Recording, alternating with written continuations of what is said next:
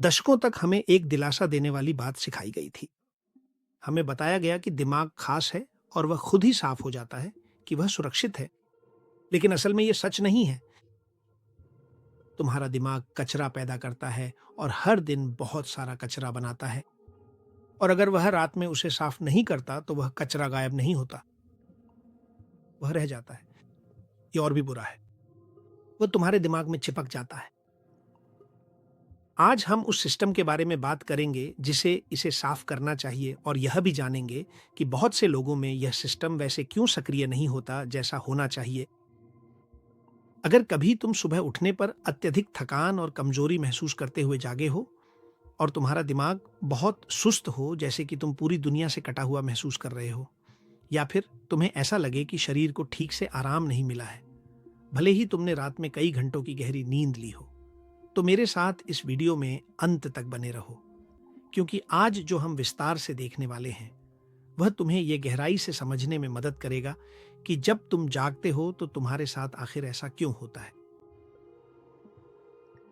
ठीक है, तो पिछले वीडियो के बाद अब हमारी कैथेड्रल में रोशनी है, और हमारे पास अब शेरिफ भी मौजूद है जो यहां शांति और व्यवस्था को बनाए हुए है। लेकिन अब इस बारे में सोचो, आखिर एक भव्य, रोशन और व्यवस्थित कैथेड्रल का क्या फायदा रह जाता है अगर उसका फर्श कूड़े करकट और गंदगी से अटा पड़ा हो, और उसके गलियारे मलबे से पूरी तरह अवरुद्ध और जाम हो। हम सभी समझते हैं कि हमारे शरीर में वह सब कुछ निकालने के लिए एक सिस्टम है जिसकी हमें जरूरत नहीं होती। हम बाथरूम जाते हैं, पसीना बहाते हैं, सांस लेते हैं, लेकिन फिर क्या होता है? क्या तुमने कभी अपने दिमाग के बारे में सोचा है? दिमाग तुम्हारे शरीर का सबसे ज्यादा ऊर्जा खर्च करने वाला अंग है। यह एक ऐसी ऑफिस की तरह है जो 24 घंटे पूरी क्षमता से काम करती है। और जाहिर है, जैसे हर ऑफिस जो बहुत काम करता है, वहां बहुत कचरा भी बनता है। काफी समय तक विज्ञान को लगता था कि दिमाग जादुई रूप से साफ रहता है। लेकिन क्या आप जानते हैं कि आज हम जानेंगे कि आपके मस्तिष्क के पास अपना खुद का एक विशेष सीवेज सिस्टम भी होता है। एक ऐसा सिस्टम जो सिर्फ रात में काम करता है, और अगर यह जाम हो जाए तो तुम्हारी रोशनी बुझा देता है और तुम्हारे विचारों को जंग लगा देता है। और सबसे परेशान करने वाली बात यह है कि अगर दिमाग साफ नहीं होता तो वह तुम्हें दर्द से नहीं बल्कि सिर्फ उलझन से चेतावनी देता है। और खतरनाक बात यह है कि तुम सालों तक ऐसे ही जी सकते हो, इसकी आदत डाल सकते हो और सोच सकते हो कि यह सामान्य है, और इस दौरान कचरा अंदर ही अंदर जमा होता जाता है। जब तुम समझोगे कि यह कैसे काम करता है तो देखोगे कि इतनी सारी लोग सोते तो हैं लेकिन उनकी मरम्मत नहीं होती। खैर, चलो अब थोड़ा ठोस बात करें, क्योंकि अक्सर तुम लोग कहते हो थोड़ा और स्पष्ट होना चाहिए। ठीक है, तो चलो कोशिश करते हैं। आओ सीखें कि अपने दिमाग की चेन कैसे खींचें। अभी बहुत ही हाल के समय की बात है, जब साल 2012 का समय चल रहा था, तब एक अत्यंत प्रतिभाशाली और प्रसिद्ध वैज्ञानिक माइकल नेडरगार्ड ने कुछ ऐसी अनोखी चीज की खोज की जिसने हम सभी को पूरी तरह से आश्चर्यचकित और दंग कर दिया है। वह कोई मामूली शोधकर्ता नहीं थी। वह रोचेस्टर विश्वविद्यालय में काम करती थी, जो न्यूरोसाइंस के क्षेत्र में दुनिया के सबसे सम्मानित केंद्रों में से एक है। और जो उन्होंने खोजा वह कोई सिद्धांत नहीं था, वह एक पूरा वास्तविक शारीरिक तंत्र था जिसे पहले किसी ने नहीं देखा था। और तुम सोचोगे, लेकिन यह कैसे संभव है? बहुत आसान है, क्योंकि यह केवल तब काम करता है जब हम सोते हैं, और वह भी गहरी नींद में। इससे पहले किसी के दिमाग में ऐसी स्थिति में शोध करने का विचार ही नहीं आया था। शरीर के बाकी हिस्सों में हमारे पास लस्सी का तंत्र होता है, जो खून के समानांतर चलने वाली पाइपों का एक जाल है जो कचरा इकट्ठा करता है, लेकिन मस्तिष्क में लस्सी का पाइपें नहीं होती। तो तुम सोचोगे, अगर लस्सी का पाइपें नहीं हैं तो सब कुछ बाहर कैसे निकलता है, वह सारा कचरा जो अंदर है, जबकि खोपड़ी भी एक बंद हड्डी का डिब्बा है। तो डॉक्टर नेदरगार्ड और उनके सहयोगियों ने अपनी यह खोज आखिर कैसे कर पाई? देखिए, उन्होंने जीवित चूहों के मस्तिष्क के भीतर सूक्ष्म फ्लोरेसेंट ट्रेसर डालकर इस प्रक्रिया को पूरा किया। इस तरह वे देख पाए कि द्रव किस तरह रक्त वाहिकाओं के चारों ओर एक तरह की हाईवे जैसी संरचना में घूमता है और कचरे को बहा ले जाता है। इसी तरह उन्होंने उस प्रणाली की खोज की जिसे उन्होंने ऑटोबस नाम दिया, लस्सी का तंत्र। मैं इसके बारे में पहले भी कई बार बात कर चुका हूं और इसे बहुत ही साधारण तरीके से यह नाम दिया गया था, ज्यादा सोचा नहीं गया। यह नाम ग्लियल कोशिकाओं के कारण रखा गया जो न्यूरॉनों की देखभाल करती हैं, और इसकी लसिका संबंधी भूमिका के कारण जो मूल रूप से सफाई की होती है। मस्तिष्क सेरिब्रल स्पाइनल फ्लूइड यानी सीएसएफ का उपयोग करता है, और यही वह पारदर्शी द्रव है जिसमें तुम्हारा मस्तिष्क तैरता है। तुमने इसे सीरीज या फिल्मों में देखा होगा, और ये जो करता है वह ये है कि ये दबाव के साथ कुछ सुरंगों के माध्यम से जो रक्त वाहिकाओं को घेरती हैं, तरल को प्रवाहित करता है। ये ऐसा है जैसे रात में सोचो, मस्तिष्क सड़कों के पानी के नल खोल देता है और फिर पानी को बहने देता है ताकि वह दिन भर की सारी गंदगी को बहा ले जाए। और यहां अब एक ऐसा सवाल आता है जो हम सभी के लिए काफी महत्वपूर्ण है। अगर मौजूद है सफाई का पानी, तो कभी कभी वह वहां क्यों नहीं जाता जहां उसे जाना चाहिए? तो इस पानी के लिए यानी सेरेब्रोस्पाइनल द्रव के लिए मस्तिष्क के ऊतकों में प्रवेश करना और न्यूरॉनों के बीच सफाई करना संभव हो सके, उसे दरवाजों की जरूरत होती है। बहुत ही सरल, समझने में आसान। कुछ दरवाजे होते हैं जिन्हें एक्वापोरिन चारकालीन कहा जाता है। कल्पना करो कि न्यूरॉन घरों की तरह है और यह द्रव सफाई के लिए पानी की तरह है। एक्वापोरिन नल की तरह है, और अगर नल बंद है तो पानी सड़क से तो गुजरता है लेकिन घरों की सफाई नहीं करता। यह समझना बहुत आसान है और इसका अंत में एक काफी गंभीर परिणाम होता है। अगर अंदर सफाई नहीं होती तो जो कचरा जमा हुआ है वह गायब नहीं होता, वह चिपक जाता है। ये एक्वापोरिन प्रोटीन चैनल होते हैं जो केवल पानी को ही गुजरने देते हैं। और यहां कुछ बहुत ही रोचक बात आती है, लेकिन साथ ही यह शायद ही कभी आपको किसी सलाह में बताई जाएगी। इस पानी के दरवाजे सर्केडियन रिद्म द्वारा नियंत्रित होते हैं। और आप पूछेंगे सर्केडियन रिद्म क्या है? चिंता मत करो, मुझे पता है, मैं तुम्हें याद दिला दूंगा। सर्केडियन रिद्म तुम्हारे शरीर की आंतरिक घड़ी है। यह वह जैविक प्रणाली है जो शरीर की हर कोशिका को बताती है कि कब दिन है और कब रात, कब उसे पूरी तरह सतर्क रहना है और कब उसे अपनी आंतरिक मरम्मत और पुनरुद्धार करना है। यह कोई ऐसी चीज नहीं है जिसे तुम्हारी कलाई घड़ी तय करती है, इसे रोशनी तय करती है, और सबसे बढ़कर रोशनी से भी कहीं ज्यादा इसे अंधेरा तय करता है। जब तुम बहुत ही गहरी और सुकून भरी निद्रा में चले जाते हो, तब वह जादुई घड़ी बिल्कुल सटीक और सही निर्देश देती है, और वे विशाल भारी दरवाजे पूरी तरह से अपने आप खुल जाते हैं। जब तुम जागते हो तो वे दरवाजे बंद हो जाते हैं, और अगर तुम अच्छी नींद नहीं लेते या रोशनी में सोते हो तो वे दरवाजे बस खुलते ही नहीं हैं। बहता हुआ पानी तो वहीं से निकल जाता है, लेकिन सारा गंदगी और कचरा तुम्हारे घर के अंदर ही जमा होकर रह जाता है। यह भी सच है कि नींद और दिन रात की लय के बारे में बारीकियों की अब भी जांच की जा रही है। मतलब यह कोई पूरी तरह से बंद सिद्धांत नहीं है, लेकिन सामान्य पैटर्न स्पष्ट है। गहरी नींद और असली अंधेरे में सफाई काफी हद तक बेहतर हो जाती है। और अब जब हम इस बिंदु पर आ गए हैं तो खुद से एक आसान जांच करो। अगर तुम 8 घंटे सोते हो और फिर भी थके हुए उठते हो, अगर तुम्हारा सिर भारी लगता है जैसे कि तुमने आराम ही नहीं किया,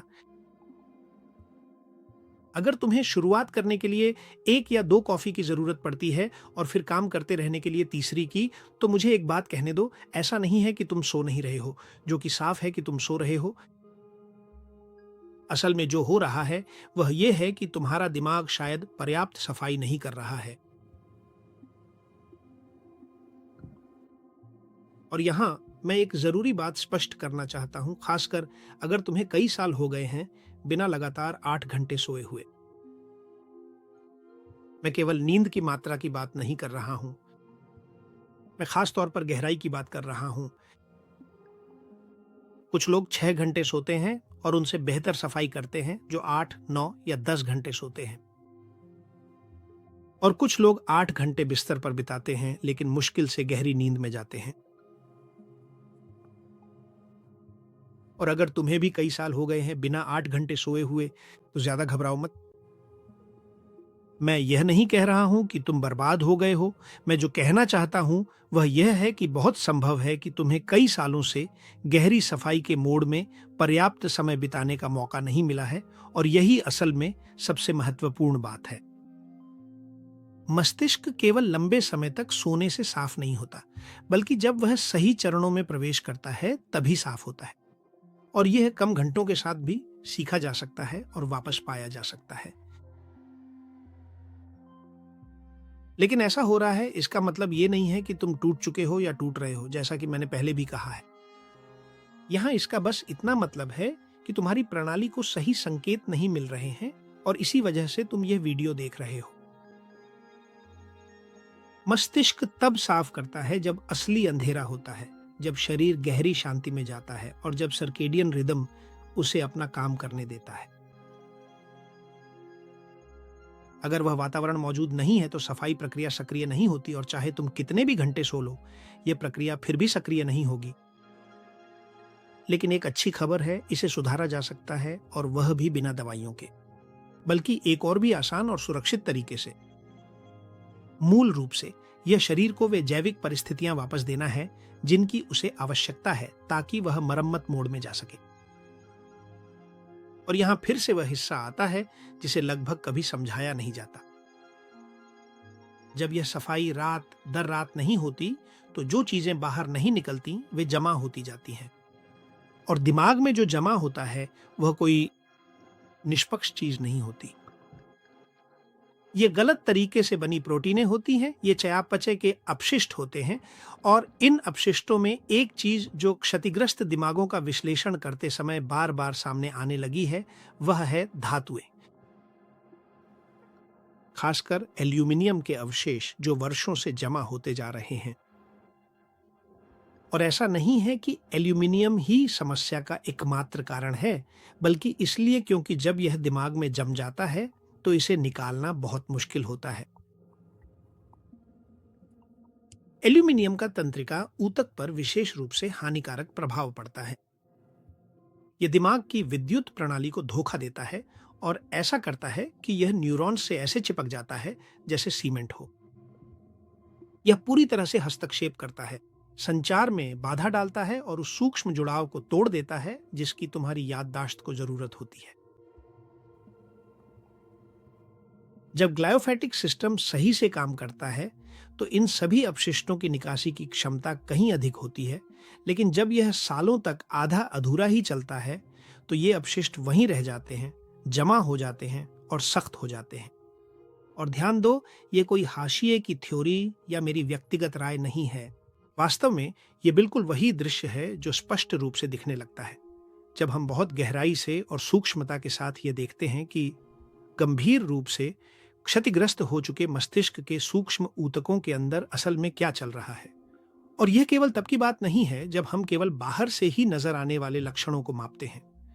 नहीं, बिल्कुल भी नहीं, यह उससे कहीं अधिक गहरा है।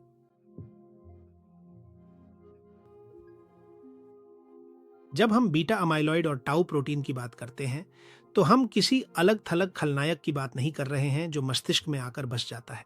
हम एक गंदे मस्तिष्कीय वातावरण की बात कर रहे हैं जो जाम है और जिसमें निकासी की व्यवस्था खराब है। प्रोटीन, धातुएं और अपशिष्ट, ये सब एक ऐसे मस्तिष्क में फंसे हुए हैं जो बहुत समय से खुद को साफ नहीं कर पाया है। अगर नामों में उलझ जाओ तो बस इतना याद रखो, क्योंकि यही असल में महत्वपूर्ण है। ये चिपचिपे अवशेष हैं जिन्हें मस्तिष्क को बाहर निकालना होता है, और ये समस्या की जड़ नहीं है बल्कि वर्षों तक सफाई न होने का नतीजा है। सोचो जरा, हमें प्रभावों पर नहीं, कारणों पर जाना चाहिए। और अब देखते हैं कि जब ये अवशेष उस जगह को घेरने लगते हैं जहां सोच, याददाश्त और स्पष्टता होनी चाहिए, तो क्या होता है। आइए बीटा अमाइलॉइड से शुरू करते हैं। ये एक तरह के गोंद या टार जैसी होती है जो न्यूरॉनों के बाहर चिपक जाती है और संचार को पूरी तरह से रोक देती है। ये अल्जाइमर का एकमात्र कारण नहीं है, लेकिन यह मुख्य संदिग्ध है और उन स्थितियों में से एक है जो इस बीमारी से पीड़ित लोगों में सबसे अधिक देखी जाती है। और फिर दूसरा, टाउ प्रोटीन। ये एक तरह की वायरिंग है जो न्यूरॉन के अंदर उलझ जाती है जब तक कि उसे घुटन न हो जाए। और जब ये प्रोटीन जमा हो जाती है तो दिमाग बस ऑक्सीडाइज हो जाता है। वो रोशनी यानी कि सेलुलर वोल्टेज जिसके बारे में मैंने आपको इस सीरीज के पहले वीडियो में बताया था, वह ऐसे तार से नहीं गुजर सकती जो जंग और गोंद से भरा हो। कोई संभावना नहीं है। इसीलिए जब आप मानसिक धुंध के साथ उठते हैं, जो आप महसूस करते हैं वह सचमुच यही है कि आपका दिमाग साफ नहीं हुआ है।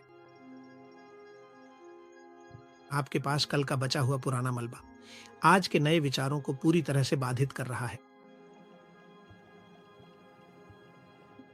इस बिंदु पर अगर आपको फिर से लगता है कि आपके पास वे लक्षण हैं जो मैंने बताए हैं, जैसे कि लगातार थकान भरी नींद या सुबह की मानसिक धुंध, या क्या आप धीरे धीरे किसी तरह की संज्ञानात्मक गिरावट महसूस कर रहे हैं, या जब आप जागते हैं तो सिरदर्द और कुछ अन्य लक्षण महसूस होते हैं, मुझे लगता है कि आपके मन में यह सवाल जरूर आएगा कि क्या कोई ऐसा तरीका है जिससे मैं अपने दिमाग की स्थिति का परीक्षण कर सकूं, ताकि अगर कोई संभावित गिरावट की प्रक्रिया चल रही हो तो उसे आगे बढ़ने से रोक सकूं। इसका जवाब है हाँ। ऐसे तरीके हैं जिनसे आप अप्रत्यक्ष रूप से मूल्यांकन कर सकते हैं। और सिर्फ इतना ही नहीं, साथ ही ग्लिम्फेटिक सिस्टम को साफ करने के लिए उसे शारीरिक रूप से समर्थन देने के भी तरीके हैं। आइए हम इसे चरणबद्ध तरीके से समझते हैं। पहला सवाल है, क्या किसी जीवित व्यक्ति में बीटा एमिलॉइड, टाउ और एल्यूमिनियम को मापा जा सकता है? इन तीनों में से किसी भी एक को। और चलिए बीटा एमिलॉइड और टाउ प्रोटीन से शुरू करते हैं। हाँ, यह संभव है, लेकिन वास्तविकता यह है कि न तो यह कोई सरल मार्ग है और न ही यह कोई नियमित रूप से अपनाई जाने वाली प्रक्रिया है। इसके लिए आज के आधुनिक समय में प्रमुख 3 क्लिनिकल पद्धतियां उपलब्ध हैं और इनमें से हर एक की अपनी स्पष्ट सीमाएं हैं। पहला तरीका है कि आप अपने मस्तिष्क का एमिलॉइड पीट या टाउ पीटी स्कैन करवाएं। यह मूल रूप से एक टोमोग्राफी है जिसे पॉजिट्रॉन एमिशन टोमोग्राफी कहा जाता है। मूल रूप से यह एक उन्नत इमेजिंग टेस्ट है जो विशिष्ट रेडियोधर्मी ट्रेसर्स का उपयोग करता है और यह देखने की अनुमति देता है कि मस्तिष्क में एमिलॉइड या टाउ के जमाव हैं या नहीं। यह मस्तिष्क की बनावट की तस्वीर नहीं बनाता, बल्कि यह पता लगाता है कि उसके अंदर क्या हो रहा है। लेकिन यह आपको यह नहीं बताता कि आपका मस्तिष्क कैसे काम करता है। यह आपको सिर्फ यह बताता है कि आपने जो खास चीज ढूंढी है उसके अवशेष जमा हैं या नहीं। ये बात तो ये जरूर बताता है। और साथ ही मैं आपको यह भी बता दूं कि इसमें कई सीमाएं हैं। पहली ये है कि यह बहुत महंगा है।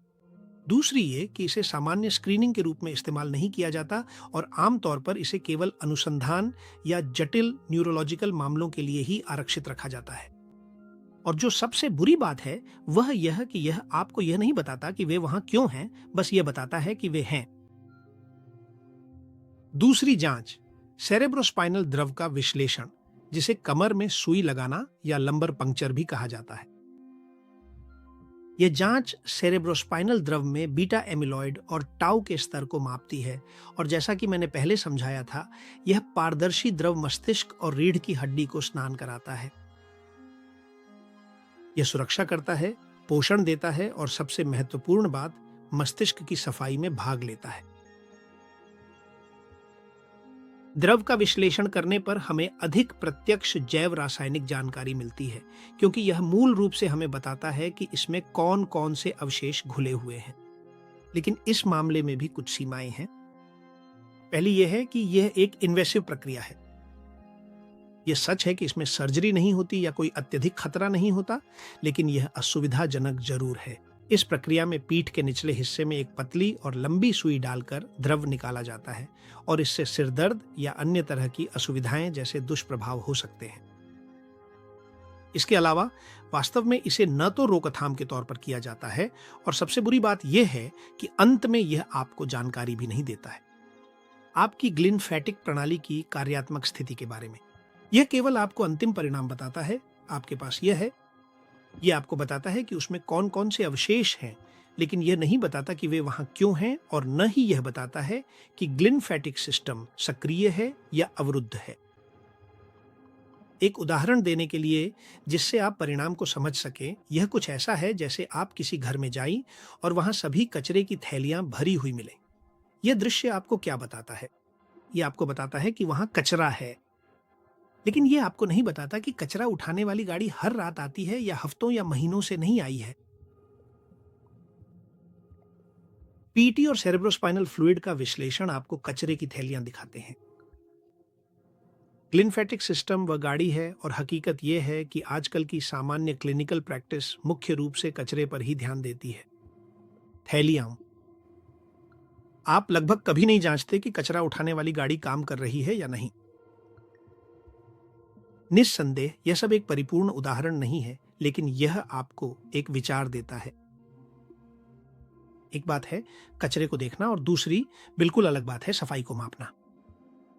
और फिर तीसरा, कुछ नए रक्त परीक्षण भी हैं जो बाजार में आने के करीब हैं, वे अभी अनुसंधान में हैं। वास्तव में ये एक उन्नत अनुसंधान का हिस्सा है जो टाउ और अमाइलॉइड के कुछ प्लाज्मा मार्करों को संभावित जोखिम के साथ जोड़ना शुरू कर रहे हैं। लेकिन जैसा कि मैंने कहा, यह एक ऐसा विषय है जिसमें अभी भी काफी रास्ता तय करना बाकी है। मैं कहूंगा कि अनुसंधान की प्रक्रिया में बहुत लंबा रास्ता है। यह स्वीडन के लुंड विश्वविद्यालय में शुरू हुआ था और ऑस्कर हैंसन के नेतृत्व में था, और वर्तमान में हार्वर्ड, मेयो क्लिनिक या अमेरिकी एनआईएच जैसे केंद्रों में भी इसे आगे बढ़ाया जा रहा है। ये विश्लेषण पहले से ही उन्नत अनुसंधानों में उपयोग किए जा रहे हैं और छंटाई के उपकरण के रूप में काम कर रहे हैं, लेकिन इन्हें अभी भी अंतिम निदान नहीं माना जा सकता। मुझे लगता है कि इन्हें बाजार में आने में लगभग 5 से 10 साल लगेंगे, और जो और भी बुरा है, ये एक पूर्ण निदान नहीं देंगे। ये वास्तव में एक अत्यंत महत्वपूर्ण और विचारणीय दृश्य है। ये बस यह विस्तार से बताएंगे कि जब आपके स्वास्थ्य मार्कर रक्त की जांच के दौरान काफी अधिक मात्रा में बढ़े हुए पाए जाते हैं, तो मस्तिष्क में हानिकारक अवशेषों के एकत्रित होकर जमा होने की संभावना बहुत अधिक हो जाती है। हालांकि इसका सीधा अर्थ ये बिल्कुल भी नहीं निकाला जाना चाहिए कि आपको अल्जाइमर है या आप बीमार हैं। यह केवल यह संकेत देगा कि जोखिम मौजूद है और इससे अधिक कुछ नहीं। यानी आपके घर में धुआं है, लेकिन कोई यह नहीं बताता कि आग लगी है या नहीं। इसलिए मुझे लगता है कि इसकी उपयोगिता निस्संदेह सीमित ही रहेगी। तो ठीक है, अब जब हमने बीटा एमिलॉइड और टाउ को मापने की संभावना को स्पष्ट कर लिया है, अब चलिए एल्यूमिनियम को मापने की संभावना का विश्लेषण करते हैं। इसे रक्त के नमूनों अथवा मूत्र की जांच के माध्यम से मापा और विश्लेषित किया जा सकता है, लेकिन यह भी मस्तिष्क के भीतर वास्तव में क्या घटित हो रहा है, इसे सटीक रूप से नहीं दर्शाता है। संचालित एल्यूमिनियम में बहुत अधिक बदलाव हो सकता है, क्योंकि एल्यूमिनियम, ध्यान दें मैं क्या कहने जा रहा हूं, संचयी, द्विसुलभ और स्थिर नहीं है। और अब मैं आपको इस अंतिम वाक्य के प्रत्येक शब्द का अर्थ समझाता हूं। यह संचयी है। इसका मतलब है कि यह मस्तिष्क में आता जाता नहीं रहता। यह धीरे धीरे वर्षों में जमा होता जाता है, और यह उदाहरण के लिए ग्लूकोज की तरह नहीं है, जिसे एक जांच में आप ऊंचा पाते हैं और अगली में कम। ताकि आप इसे बेहतर समझ सकें, यह चूने या दांतों में जमे टाटर या किसी तलछट की तरह है। हर छोटी छोटी एक्सपोजर असल में आपको गंभीर नहीं लगती, लेकिन समस्या है वह सारी चुपचाप जमा होती रही मात्रा जो दशकों तक होती रहती है। दूसरी बात यह है कि यह शरीर के ऊतक में संचित हो जाता है, जिसका मतलब यह है कि यह केवल खून में ही तैरता नहीं रहता, बल्कि यह शरीर के ऊतकों से मजबूती से चिपक जाता है। खासकर हमारे तंत्रिका ऊतक के साथ ऐसा होता है।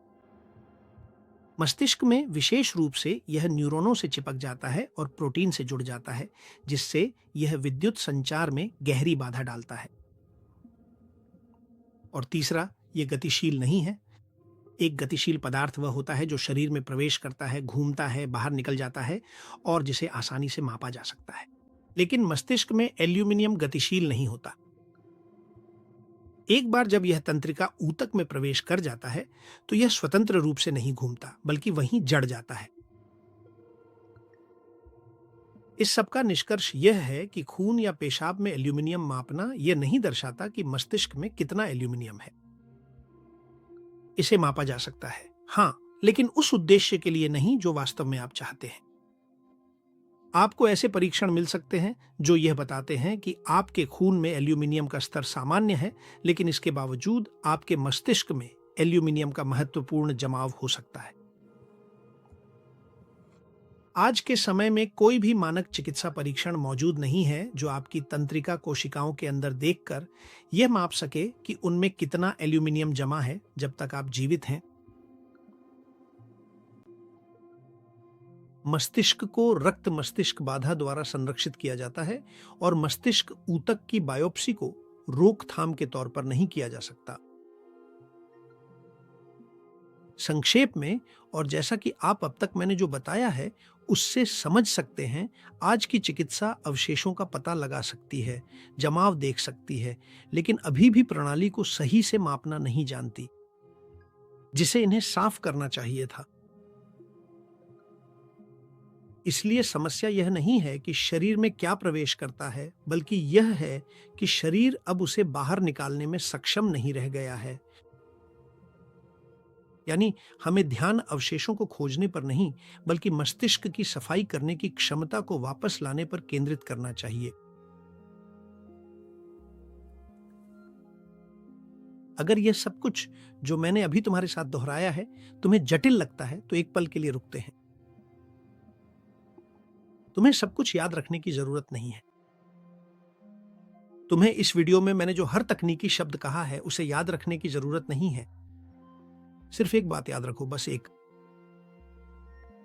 तुम्हारा मस्तिष्क इसलिए साफ नहीं होता क्योंकि तुम उसे आदेश देते हो। यह तब साफ होता है जब शरीर सही जैविक अवस्था में प्रवेश करता है। इसलिए यह न तो तुम्हारी जबरदस्त इच्छा शक्ति है और न ही तुम्हारा अद्भुत अनुशासन। नहीं, यह शुद्ध जीव विज्ञान है। और यह स्पष्ट करने के बाद अब मैं तुम्हारे साथ यह दोहराने जा रहा हूं कि वास्तव में वह अवस्था कब और कैसे सक्रिय होती है। अब तक मैंने तुमसे कचरे के बारे में बात की है, अवशेषों, धातुओं और प्रोटीनों के बारे में, लेकिन कोई भी सफाई प्रणाली सबसे पहले तब तक काम नहीं कर सकती जब तक उसके पास काम करने के लिए जगह ना हो। यानी यह पहली बात है जिसे हमें स्पष्ट करना चाहिए।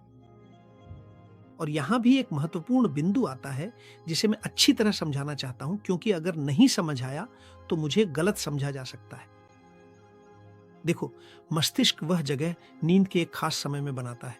इसे कहते हैं गहरी नींद। एक ऐसी अवस्था है जिसे आजकल कई वयस्क वास्तव में अपने मस्तिष्क की जरूरत से कम समय के लिए ही प्राप्त कर पाते हैं। और यही वह जगह है जहां मैं कह रहा था कि मुझे गलत ना समझा जाए।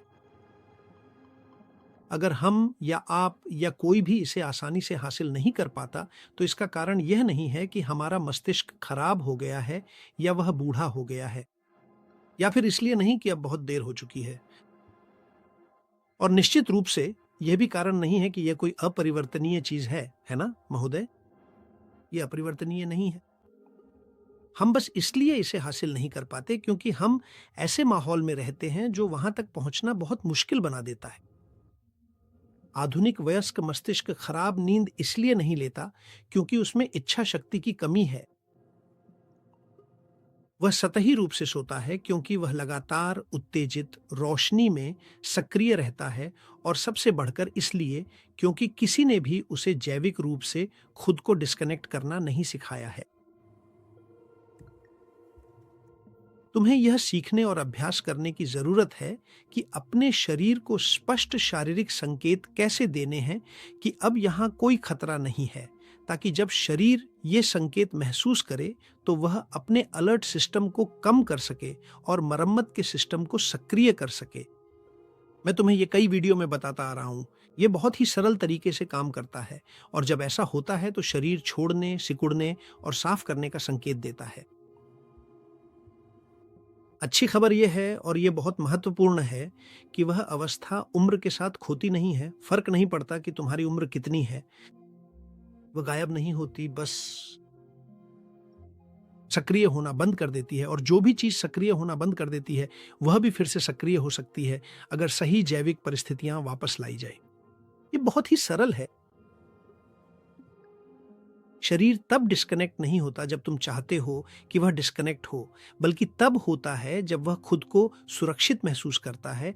और यह सुरक्षा भावनात्मक नहीं है, जैसे कि मैं एक सुरक्षित घर में हूँ, कोई मुझे नुकसान नहीं पहुँचाएगा, बल्कि यह एक जैविक सुरक्षा है। ये गहरी नींद है और ये कोई ऐसी चीज़ नहीं है जिसे तुम ज़बरदस्ती कर सको। ये कुछ ऐसा है जिसे बस शरीर को खुद तक पहुँचने देना होता है और उसे अनुमति देना, मूल रूप से शरीर को वे परिस्थितियाँ लौटाना है, जिनकी उसे खुद को ठीक करने के लिए ज़रूरत होती है। कुछ ही मिनटों में मैं तुम्हें एक स्पष्ट प्रोटोकॉल दूँगा, जो तुम्हारी मदद करेगा कि जब सोने का समय आए, तो तुम्हारा शरीर खुद को सुरक्षित महसूस करे। लेकिन अब जब तुम समझ चुके हो कि हम कैसे सोते हैं, यह कितना महत्वपूर्ण है और गहरी नींद तक पहुंचना भी कितना ज़रूरी है, तो चलो अब एक ऐसे हिस्से पर चलते हैं जो सचमुच चौंकाने वाला है। हमारा मानव मस्तिष्क सचमुच खुद को पूरी तरह से स्वच्छ करने के लिए शारीरिक रूप से पर्याप्त जगह बनाता है। हमारा शरीर एक अद्भुत रचना है। अब जो हिस्सा आने वाला है वह सचमुच विज्ञान कथा जैसा लगता है। जैसा कि मैंने तुम्हें बताया था, मस्तिष्क को इस बात के लिए जगह चाहिए होती है ताकि सेरेब्रोस्पाइनल द्रव लिक्विड गुजर सके और हर कोने को अच्छी तरह से साफ कर सके। और मूल रूप से मस्तिष्क खुद ही यह जगह बना लेता है। जब तुम सबसे गहरी नींद की अवस्था में प्रवेश करते हो, तो तुम उस अवस्था में जाते हो जिसे वेव्स, तरंगों की अवस्था कहा जाता है। डेल्टा। ये डेल्टा तरंगें मस्तिष्क की सबसे धीमी और गहरी विद्युत गतिविधि होती है। डेल्टा तरंगों में प्रवेश करते ही मस्तिष्क बाहरी जानकारी को प्रोसेस करना बंद कर देता है, निगरानी न्यूनतम कर देता है और लगभग पूरी तरह से अलर्ट मोड को बंद कर देता है और फिर मरम्मत के मोड में चला जाता है। और ध्यान दें, जब ऐसा होता है तो कुछ अविश्वसनीय घटित होता है। मस्तिष्क शारीरिक रूप से सिकुड़ जाता है, न्यूरॉन कोशिकाएं सिकुड़ जाती हैं और वास्तव में वे 60% तक छोटी हो जाती हैं और उनके बीच एक जगह बन जाती है। इसी नई जगह से होकर वे अनुमति देते हैं। मस्तिष्क मेरुद्रव, सेरेब्रोस्पाइनल फ्लूइड, उस जगह से होकर प्रवाहित होता है और प्रवाहित होते हुए सफाई करता है। लेकिन ध्यान दें, मस्तिष्क तब सफाई नहीं करता जब आप केवल सपने देख रहे होते हैं। मस्तिष्क केवल तभी सफाई करता है जब आप डेल्टा तरंगों में प्रवेश करते हैं। और अगर वह अवस्था नहीं आती, तो कचरा वहीं रह जाता है, चाहे आप कितने भी घंटे सोएं। साल 2013 में चूहों में यह देखा गया कि जब वे सो रहे होते हैं या जब उन्हें बेहोश किया जाता है, तो इंटरस्टिशियल स्पेस, यानी वह जगह जिसके बारे में मैं आपको बता रहा हूं, लगभग 60% तक बढ़ जाती है और इस तरह से तरल पदार्थों का आदान प्रदान और मेटाबोलाइट्स का निष्कासन आसान हो जाता है। तो ये बहुत जरूरी है कि आप इसे समझें। यहां हम मानसिक विश्राम की बात नहीं कर रहे हैं, हम एक शुद्ध जैविक रखरखाव की बात कर रहे हैं, जो कुछ विशेष परिस्थितियों में सक्रिय होता है। यह ऐसा है जैसे किसी भीड़-भाड़ वाले कमरे में अचानक सभी लोग बहुत पतले हो जाएं और दीवारों से चिपक जाएं और यह लगभग तुरंत हो जाए। ऐसा होने पर बहुत सारा रास्ता खाली हो जाता है, क्योंकि सब दीवार के साथ सटे और दबे हुए होते हैं और फिर पाइप आसानी से निकल जाता है और फर्श को साफ कर देता है। तो यही बात यहां भी लागू होती है। लेकिन अगर मस्तिष्क सिकुड़ता नहीं है, तो पानी बह नहीं सकता। और मस्तिष्क तभी सिकुड़ता है जब आप उस गहरे और पुनर्स्थापित करने वाले नींद में जाते हैं। अगर आपकी नींद हल्की है या बार बार टूटती है, तो मस्तिष्क कभी छोटा नहीं होता और सफाई या तो केवल सतही होती है या होती ही नहीं है। और यहां मैं एक महत्वपूर्ण बात स्पष्ट करना चाहता हूं, क्योंकि बहुत से लोग ये सवाल पूछते हैं जैसा कि आप जानते हैं, आजकल युए लायुए अधिक लोग नींद की गोलियां लेते हैं। और यहां मैं कुछ स्पष्ट रूप से कहना चाहता हूं, लेकिन अपनी ओर से कोई निर्णय दिए बिना। सोना वही नहीं है जो गहरी पुनर्स्थापित करने वाली नींद में जाना है। ये सबसे पहली और बुनियादी बात है। अधिकांश नींद की दवाएं जैसे बेंजोडाइजेपाइन, जेटाड्रॉक्स आदि, कोई भी जो भी आप सोचें, ये दवाएं आपकी मदद करती हैं सोने में। ये आपकी चेतना को दबा देती है, आपकी चिंता को कम करती है और आपको सोने में आसानी होती है। लेकिन इसके साथ ही ये नींद की आंतरिक संरचना को भी महत्वपूर्ण रूप से बदल देती है और डेल्टा तरंगों की कुल अवधि और उनकी गहराई को काफी हद तक कम कर देती है। अंततः ये हमारे शरीर के प्राकृतिक नींद के चक्र को टुकड़ों में विभाजित कर देती है। दवाएं प्राकृतिक जैविक नींद को पुनः उत्पन्न करने में सक्षम नहीं है और डेल्टा तरंगों के चरण की तो बात ही छोड़िए।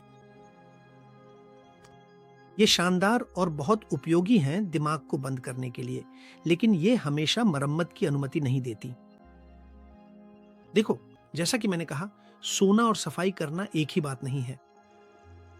यह ऐसा है जैसे आप अपने घर की लाइटें बंद कर दें, लेकिन सफाई करने वाली टीम अंदर ना आए। आपका शरीर थोड़ा आराम करता है, लेकिन गहरी मरम्मत या तो हुई ही नहीं या बहुत हल्के रूप में हुई। आखिरकार कचरा वहीं का वहीं रह जाता है। इसीलिए बहुत से लोग आपसे कहते हैं, या मुझसे भी कहा गया है, जानते हो, मैं सोता तो हूं लेकिन मुझे आराम नहीं मिलता। ये कोई मन की कल्पना नहीं है, इसका एक शुद्ध जैविक आधार है जिसे मैंने अभी अभी समझाया है। और जब इन गोलियों का उपयोग लगातार किया जाता है तो मस्तिष्क इसकी आदत डाल लेता है। गहरी नींद की अवस्थाएं और भी छोटी हो जाती हैं और नींद दवा पर निर्भर हो जाती है। और जागने पर अक्सर ऐसा महसूस होता है जैसे नींद आई तो थी, लेकिन वह ताजगी देने वाली नहीं थी। मुझे सही समझिए, ये उन लोगों की आलोचना नहीं है जो इनका इस्तेमाल करते हैं, किसी भी तरह से नहीं, बिल्कुल नहीं। कई मामलों में बहुत से लोगों के लिए ये आवश्यक रही हैं और वास्तव में इन्होंने बड़े नुकसान को टाल दिया है। मैं खुद हाल ही में एक काफ़ी गंभीर सर्जरी से गुजरा हूं और अच्छी नींद के लिए ऑपरेशन से पहले और बाद में मैंने भी इनका सहारा लिया था। ये मेरे लिए बहुत उपयोगी रहीं, लेकिन अब मैंने इनका इस्तेमाल बंद कर दिया है। असल में सबसे ज़रूरी है सोना। न सोना इससे कहीं ज़्यादा बुरा है जितना कि इस तरह की गोली के कुछ दिनों के असर हो सकते हैं। और यहाँ सबसे जरूरी बात किसी को दोषी ठहराना नहीं है, बल्कि बस ये समझाना और समझना है कि ये क्या करती हैं और क्या नहीं करती। और अच्छी खबर यह है कि मस्तिष्क अपनी डेल्टा तरंगों में प्रवेश करने की क्षमता नहीं खोता। यह उम्र के साथ न तो टूटता है, न ही खराब होता है, बस सक्रिय होना बंद कर देता है जब शरीर लगातार सतर्क या सुन्न अवस्था में रहता है। लेकिन अब हम सकारात्मक पक्ष की ओर बढ़ते हैं। यह सब कुछ बदल सकता है और मैं अब इसी के बारे में आपसे बात करने जा रहा हूं। हम अपनी इस पवित्र कैथेड्रल के समान अपने शरीर की हर सुबह बेहतर ढंग से साफ सफाई और शुद्धिकरण में किस प्रकार से सहायता प्रदान कर सकते हैं। तो लीजिए, आपके पास कुछ व्यावहारिक उपकरण हैं, बहुत ही सरल और आसान, जिन्हें आप खुद भी आजमा सकते हैं। सबसे पहले, सोने की स्थिति। विज्ञान ने देखा है कि ग्लिम्फेटिक सिस्टम सबसे अच्छा तब काम करता है जब हम करवट लेकर सोते हैं, खासकर बाईं ओर। ये दिलचस्प है ना?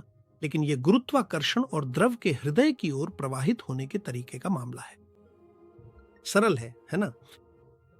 दूसरा, जल्दी रात का खाना खाना। अगर आपका शरीर पाचन में व्यस्त है तो रक्त का प्रवाह पेट की ओर चला जाता है और मस्तिष्क की ओर नहीं जाता। और मस्तिष्क को खुद को साफ करने के लिए चाहिए कि शरीर शांत अवस्था में हो। कोशिश करें कि रात के खाने और सोने के समय के बीच कम से कम 3 घंटे का अंतर हो। तीसरा, लय और दोहराव। आपका शरीर पूर्वानुमानित चीजों को पसंद करता है। जब शरीर को पता होता है कि आगे क्या होने वाला है, तो वह आपकी सोच से कहीं ज्यादा शांत हो जाता है। यानी अगर संभव हो तो साधारण दिनचर्याएं रखना जरूरी है।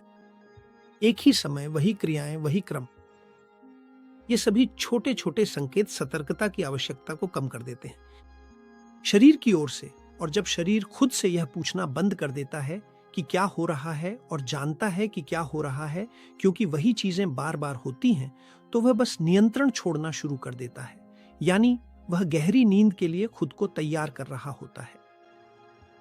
चौथा, धीमी और गहरी सांस लेना वेगस नर्व के माध्यम से।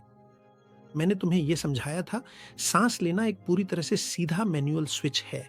जब तुम तेजी से सांस लेते हो तो असल में तुम शरीर में एक अलार्म सिग्नल बना रहे होते हो, जबकि जब तुम धीरे धीरे सांस लेते हो तो सुरक्षा का एहसास कराते हो।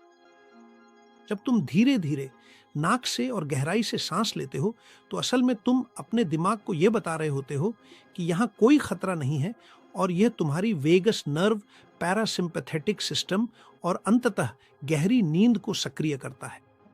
और ध्यान दो, यह बुनियादी न्यूरोफिजियोलॉजी है, यह माइंडफुलनेस नहीं है। पांचवा, बेहद ठंडा वातावरण का तापमान। जब शरीर का तापमान थोड़ा सा कम हो जाता है तो दिमाग खुद को कहीं बेहतर तरीके से साफ करता है। इसीलिए ठंडे पानी या गर्म पानी से नहाना, लेकिन नहाने का अंत ठंडे पानी से करना और हल्के कपड़े पहनना बहुत जरूरी है।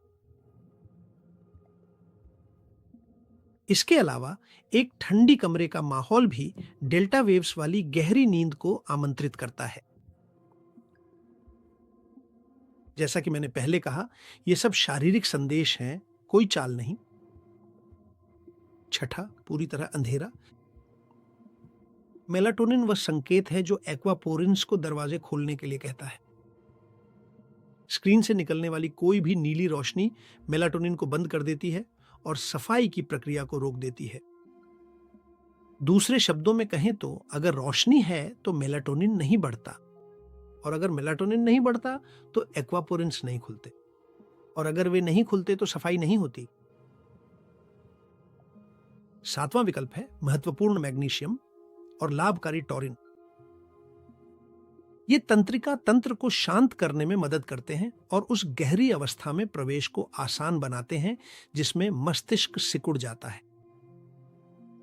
जैसा कि मैंने कहा, शरीर तब डिस्कनेक्ट नहीं होता जब आप चाहते हैं, बल्कि तब होता है जब शरीर खुद को सुरक्षित महसूस करता है। इसलिए अपने शरीर को जैविक सुरक्षा देना सीखें।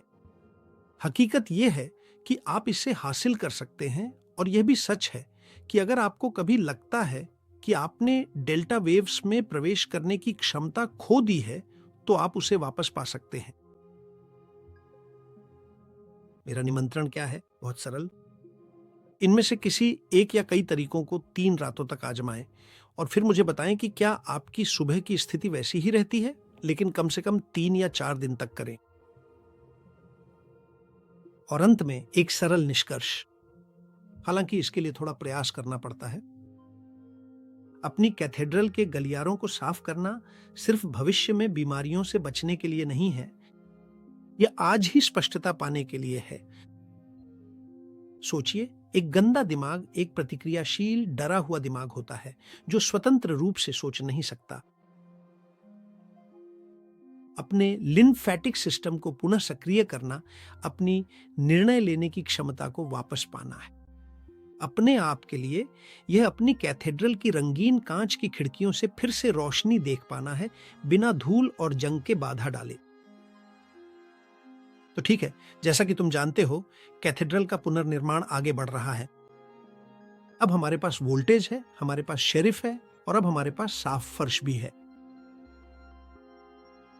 वैसे मेरी आपसे एक गुजारिश है, अगर आपको लगता है कि यह संदेश थकान या मानसिक धुंधलापन से जूझ रहे किसी व्यक्ति की मदद कर सकता है, तो वीडियो को साझा करके आप मुझ पर बहुत बड़ा उपकार करेंगे। यह अधिक से अधिक लोगों के लिए अपनी गरिमा के मार्ग को प्रशस्त करने का सबसे अच्छा तरीका है। रेत का छोटा दाना। अगले वीडियो में हम जैविक अवकाश के बारे में बात करेंगे। यह विराम क्यों, और अंत में पूर्ण विश्राम ही अंतिम लक्ष्य होता है। हमारे गिरजाघर की नींव की ईंटें जमाने का काम करते हैं।